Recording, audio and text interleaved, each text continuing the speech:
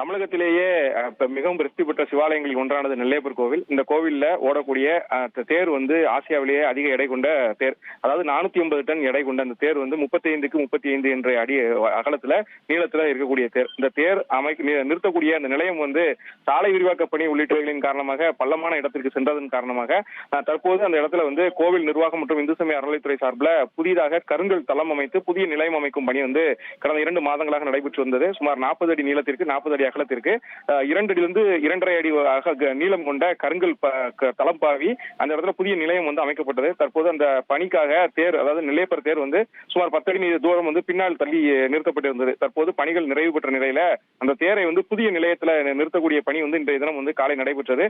சுமார் ஒரு 2 மணி நேரத்திற்கு மேலாக அந்த பொக்லைன் ராட்சச பொக்லைன் இயந்திரங்கள் கொண்டு அந்த தேரை இழுத்து அந்த நிலையத்தில் சேர்க்கக்கூடிய பணியில வந்து 50க்கும் மேற்பட்ட ஊழியர்கள் ஈடுபட்டிருக்கிறார்கள்.